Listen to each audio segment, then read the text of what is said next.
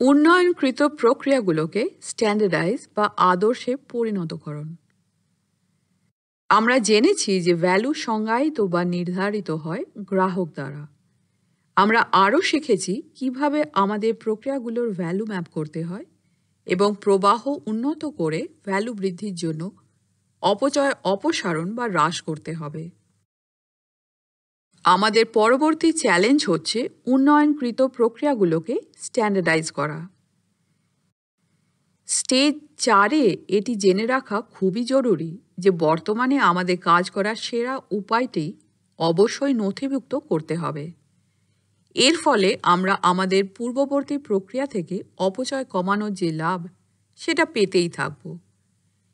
বিষয়টিকে উল্টোভাবে এভাবেও বলা যায় যে আমরা যদি আমাদের কাজ করার সেরা উপায়টি নথিভুক্ত না করি তাহলে অপচয় অপসারণের জন্য শুরু থেকে যত কাজ করা হয়েছে সব কাজ বিফলে যেতে পারে।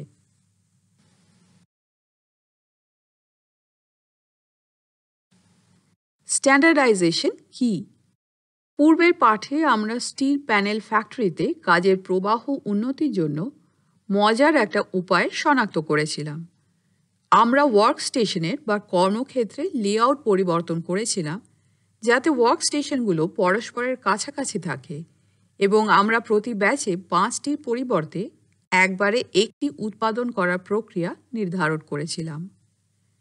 এবার আমরা এই উন্নতিগুলোকে স্ট্যান্ডার্ডাইজ করার দিকে নজর দেব যাতে ভবিষ্যতে আমরা সেগুলি থেকে উপকৃত হতে পারি।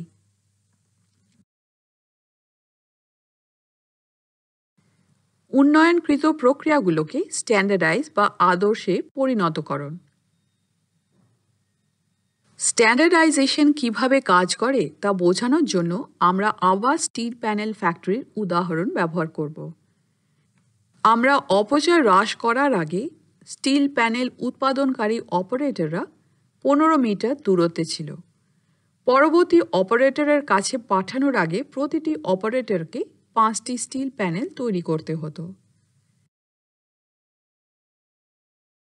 পরে অপচয় হ্রাস করার পর সিদ্ধান্ত নেওয়া হয়েছে যে অপারেটরদেরকে 5টি প্যানেল তৈরি না হওয়া পর্যন্ত অপেক্ষায় রাখা হবে না, বরং তারা একটি প্যানেল তৈরির সাথে সাথে সেটি হস্তান্তর করে ফেলবে।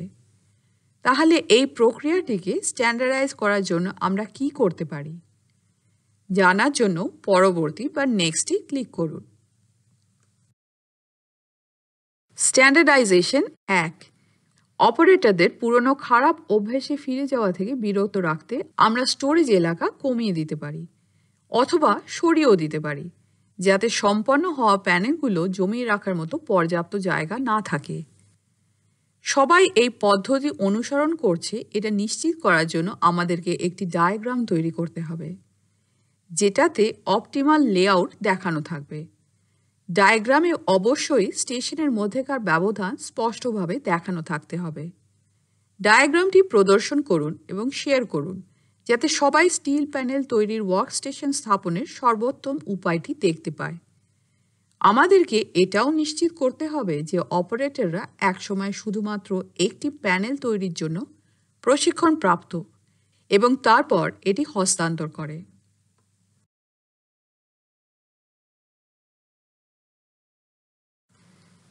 স্ট্যান্ডার্ডাইজেশন 2, উন্নত প্রক্রিয়াটি যেন একটি মানসম্মত পদ্ধতিতে রক্ষণাবেক্ষণ করা হয় তা নিশ্চিত করার জন্য আমরা অনেকগুলো উপায় চিন্তা করতে পারি।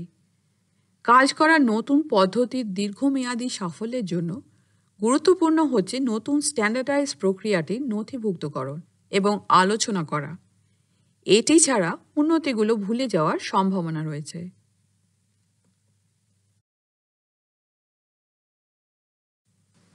গ্রাহকদের জন্য বেসিক ভ্যালু ড্রাইভার ভূমিকা। আমরা শিখেছি যে আমাদের উন্নত প্রক্রিয়াগুলোকে স্ট্যান্ডার্ডাইজ করার প্রধান কারণ হল ভবিষ্যতের সুবিধার জন্য আমাদের বর্তমান কাজ করার সর্বোত্তম পদ্ধতিটি সংরক্ষণ করা। এটি আরও অনেক সুবিধা নিয়ে আসে যা অনুসন্ধানের যোগ্য। এই সুবিধাগুলো একটি প্রতিষ্ঠানে সার্বিক উন্নতির একটি সম্মিলিত প্রভাব তৈরি করে, বিশেষ করে যখন আমরা একটির উপর উন্নতির অন্য একটি স্তর তৈরি করি। স্ট্যান্ডার্ডাইজেশনের সুবিধা সম্পর্কে আরও বিস্তারিত জানার জন্য প্রতিটি আইকনে ক্লিক করুন। উন্নতিগুলোকে অব্যাহতভাবে অনুসরণ করা। স্টিল ফ্যাক্টরিটির কথা ভাবুন। 5টির মধ্যে 2টি ওয়ার্কস্টেশন যদি একসময় একটি করে প্যানেল উৎপাদন করে আর বাকিগুলো যদি 5টির ব্যাচে প্যানেল উৎপাদন করে, সুবিধা কমে যাবে এবং আমাদের ওয়ার্কস্টেশনগুলোতে বিভ্রান্তি এবং হতাশা সৃষ্টি হবে। স্ট্যান্ডার্ডাইজিংয়ের মাধ্যমে আমরা উন্নতিগুলোর অব্যাহত অনুসরণ নিশ্চিত করতে পারি।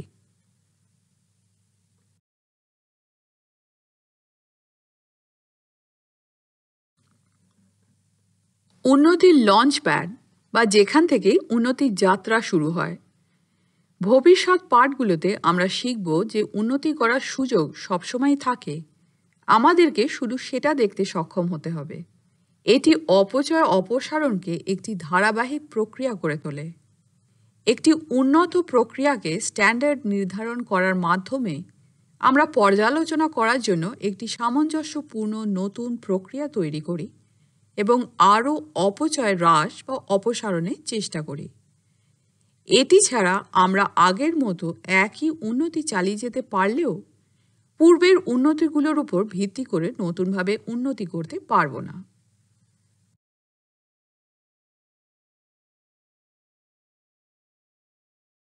স্থিতিশীল হওয়া, অনুধাবন করা এবং সংশোধন করা। কখনো কখনো আমাদের নতুন কাজের পদ্ধতি স্থিতিশীল হতে এবং পর্যালোচনা করার জন্য সময় প্রয়োজন। উন্নত প্রক্রিয়াটি বাস্তবায়িত হতে কিছুটা সময় লাগতে পারে। আমরা সিদ্ধান্ত নিতে পারি যে আমরা একটি উন্নতি সম্পর্কে ভুল ছিলাম এবং অন্য অপশনগুলো বিবেচনা না করার জন্য আমাদেরকে ফিরে যেতে হবে। আমরা যদি আমাদের উন্নত প্রক্রিয়াকে স্ট্যান্ডার্ড নির্ধারণ না করতাম, তাহলে স্থিতিশীল হওয়া, চিন্তাভাবনা করা এবং সংশোধন করার এই সুযোগগুলো পাওয়া সম্ভব হতো না।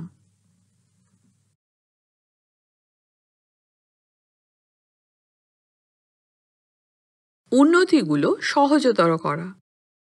গুরুত্বপূর্ণ প্রক্রিয়াগুলো স্পষ্টভাবে উল্লেখ করা থাকলে এবং স্ট্যান্ডার্ড নির্ধারণ করা হলে নতুন সদস্যরা দলের উৎপাদনশীলতায় অবদান রাখতে পারবে।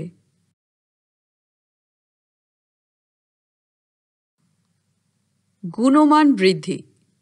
গুণমান সম্পন্ন কাজের অন্যতম পূর্বশর্ত হচ্ছে ধারাবাহিকতা। একটি প্রক্রিয়াকে স্ট্যান্ডার্ডাইজ করার মাধ্যমে আমরা নিশ্চিত করতে পারি যে এটি ক্রমাগতভাবে কাজের মানের বিষয়ে গ্রাহকের প্রত্যাশা পূরণ করছে।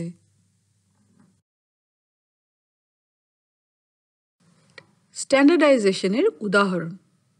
ভূমিকা। ক্রমাগত উন্নতির একটি চ্যালেঞ্জ হলো পুরো টিমের সাথে পরিবর্তন এবং উন্নতির ব্যাপারে আলোচনা করা। যখন উন্নতি হয় তখন লিন অর্গানাইজেশনগুলো তাদের স্ট্যান্ডার্ড হিসেবে নির্ধারিত কাজ এবং ডকুমেন্টেশন আপডেট করে। তারা শুধু নতুন নথি তৈরি করে না, বরং নথিগুলো দেখা ও বোঝা হয়েছে এটা নিশ্চিত করার মাধ্যমে সবাইকে আপডেট রাখার চেষ্টা করে। চলুন কিছু উদাহরণ দেখা যাক।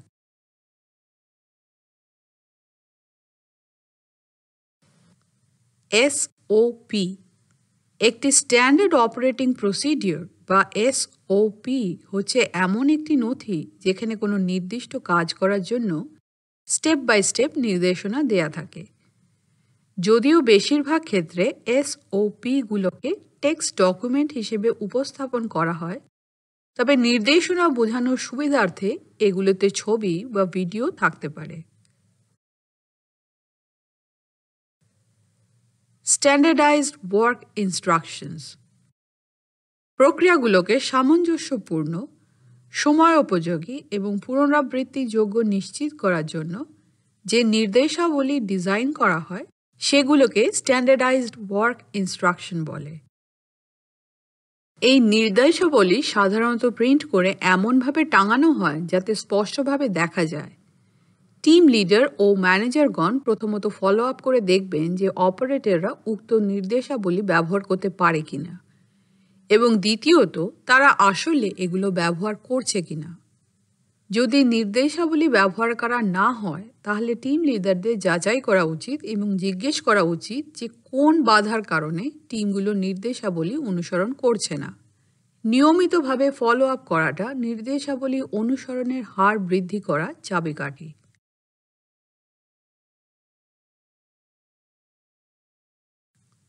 টাইম ও মোশন স্টাডি। টাইম স্টাডি উৎপাদন প্রক্রিয়ার প্রতিটি ধাপের বিশ্লেষণ করার মাধ্যমে ধাপটি সম্পূর্ণ হতে গড়ে কত সময় লাগে তা নির্ধারণ করে। প্রতিটি ধাপ এবং এটি সম্পূর্ণ করতে যে সময় লাগে তা ভালোভাবে যাচাই করার মাধ্যমে কোথায় সবচেয়ে বেশি সময় অপচয় হয় তা খুঁজে বের করা যায়।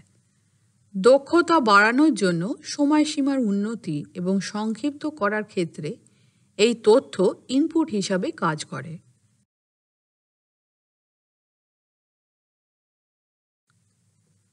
ডায়াগ্রাম এবং যোগাযোগ। কর্মক্ষেত্রে এবং বাড়িতে ভিজুয়াল বা দৃশ্যমান যোগাযোগ দৈনন্দিন জীবনের একটি অপরিহার্য উপাদান। ভিজুয়াল ম্যানেজমেন্ট দ্বারা কি বোঝায় সেটা যদি আপনি একবার বুঝতে পারেন তবে আপনি সর্বত্র এটি লক্ষ্য করবেন। ভিজুয়াল ডায়াগ্রামগুলো প্রত্যাশা, কর্মক্ষমতা, স্ট্যান্ডার্ড বা সতর্কতাগুলোর ব্যাপারে এমনভাবে যোগাযোগ করে যাতে সেগুলো ব্যাখ্যা করার জন্য শূন্য বা সামান্য প্রশিক্ষণের প্রয়োজন হয়। চেকলিস্ট। চেকলিস্ট হলো লিন ম্যানেজমেন্টের আরেকটি সহজ, প্রয়োজনীয় এবং কার্যকর হাতিয়ার। এটি নিশ্চিত করে যে সমস্ত গুরুত্বপূর্ণ পদক্ষেপ বা কাজ করা হয়েছে, রেকর্ড করা হয়েছে এবং অনুমোদন করা হয়েছে।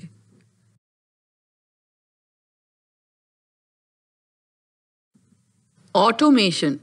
কখনো কখনো স্ট্যান্ডার্ডাইজ ইমপ্রুভমেন্টের ধারাবাহিক প্রয়োগ নিশ্চিত করার জন্য উন্নত প্রক্রিয়াগুলোকে মেশিন বা সফটওয়্যারে বিল্ট ইন করা যেতে পারে।